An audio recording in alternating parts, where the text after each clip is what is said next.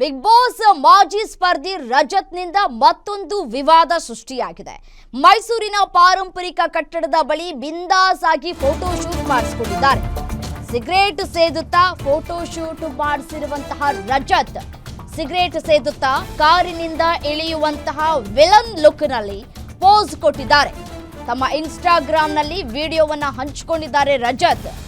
Big boss ಹುಡುಗನ ಹುಚ್ಚಾಟಕ್ಕೆ ನೆಟ್ಟಿಗರು ಆಕ್ರೋಶವನ್ನ ವ್ಯಕ್ತಪಡಿಸ್ತಾ ಇದ್ದಾರೆ. ಸಾರ್ವಜನಿಕ ಸ್ಥಳಗಳಲ್ಲಿ ಸಿಗರೇಟ್ ಸೇದೋದು ನಿಷೇಧ, ಎಲ್ಲ ಗೊತ್ತಿದ್ದು ಶೋಕಿಗಾಗಿ ರೀಲ್ಸ್ ಮಾಡಿ ಫೋಟೋ ಶೂಟ್ ಮಾಡಿಸ್ಕೊಂಡಿದ್ದಾರೆ. ಈ ಹಿಂದೆ ಶೂಟಿಂಗ್ ಸೆಟ್ನಲ್ಲಿ ಮಚ್ಚ ಹಿಡ್ಕೊಂಡು ಫೋಟೋ ಶೂಟ್ ಮಾಡಿಸ್ಕೊಂಡಿದ್ರು. ಈ ಸಂಬಂಧ ಜೈಲಿಗೆ ಹೋಗಿ ಬೇಲ್ ಮೇಲೆ ಹೊರ ಬಂದಿದ್ದಾರೆ ರಜತ್.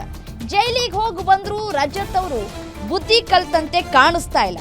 ಸಾರ್ವಜನಿಕ ಸ್ಥಳಗಳಲ್ಲಿ ಧೂಮಪಾನ ನಿಷೇಧ ಅನ್ನುವಂತಹ ಕನಿಷ್ಠ ಜ್ಞಾನವೂ ಇಲ್ವಾ ಇವ್ರುಗಳಿಗೆ ಅಂತ ಹೇಳಿ ಶೋಕಿಗೋಸ್ಕರ ಈ ರೀತಿಯಾಗಿ ಕಾನೂನಿನ ಉಲ್ಲಂಘನೆ ಮಾಡೋದು ಎಷ್ಟರ ಮಟ್ಟಿಗೆ ಸರಿ? ಮಚ್ಚ ಹಿಡಿದುಕೊಂಡು ಫೋಟೋ ಶೂಟ್ ಮಾಡಿ ಜೈಲು ಪಾಲಾಗಿದ್ರು, ಮತ್ತೆ ಈಗ ಹೊರ ಬಂದಿದ್ದಾರೆ. ಎಲ್ಲವೂ ಕೂಡ ಒಂದು ಮೇಲ್ನೋಟಕ್ಕೆ ತಮ್ಮ ಗತ್ತು ಗಾಂಭೀರ್ಯವನ್ನ ಈ ಮುಖಾಂತರ ತೋರಿಸುವಂತಹ ಹರಸಾಹಸ ಯಾಕೆ ಮಾಡ್ತಾ ಇದ್ದಾರೋ ಏನೋ ಗೊತ್ತಿಲ್ಲ. ವಿಚಾರಕ್ಕೆ ಸಂಬಂಧಪಟ್ಟಂತೆ ಮತ್ತಷ್ಟು ಡೀಟೇಲ್ಸ್ ಕೊಡ್ತಾ ಹೋಗ್ತಾರೆ ನಮ್ಮ ಪ್ರತಿನಿಧಿ ಸುರೇಶ್ ದೂರವಾಣಿ ಸಂಪರ್ಕದಲ್ಲಿದ್ದಾರೆ. ಸುರೇಶ್, ಸಾರ್ವಜನಿಕ ಸ್ಥಳಗಳಲ್ಲಿ ಧೂಮಪಾನ ನಿಷೇಧ ಅನ್ನೋದು ಗೊತ್ತಿದೆ, ಆದ್ರೂ ಇವ್ರಿಗೆ ಆ ಪರಿಜ್ಞಾನ ಇದ್ದಂತೆ ಕಾಣಿಸ್ತಾ ಇಲ್ಲ. ಯಾಕೆ ಈ ಶೋಕಿ ಇವ್ರಿಗೆ ಅಂತ? ರಮ್ಯಾ, ಮೈಸೂರಿನ ಹಳೆ ಡಿಸಿ ಕಚೇರಿ ಇದು ಪಾರಂಪರಿಕ ಕಟ್ಟಡದ ವ್ಯಾಪ್ತಿಗೆ ಬರುತ್ತೆ. ಈ ಪಾರಂಪರಿಕ ಕಟ್ಟಡದ ಸುತ್ತಮುತ್ತ ಕೂಡ ನಿಷೇಧಕ್ಕೆ ಏನು ಜಿಲ್ಲಾಧಿಕಾರಿಗಳು ಮುಂದಾಗಿದ್ದಾರೆ.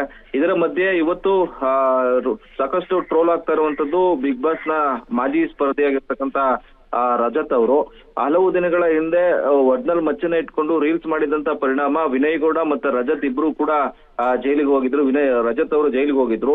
ಇದೀಗ ಮೈಸೂರಿನ ಸಾಂಸ್ಕೃತಿಕ ನಗರಿ ಮೈಸೂರಿನಲ್ಲಿ ಸಾರ್ವಜನಿಕ ಸ್ಥಳದಲ್ಲಿ ಸಿಗರೇಟ್ ಸೇದುವಂತಹ ವಿಲನ್ ಲುಕ್ ನಂತಹ ಒಂದು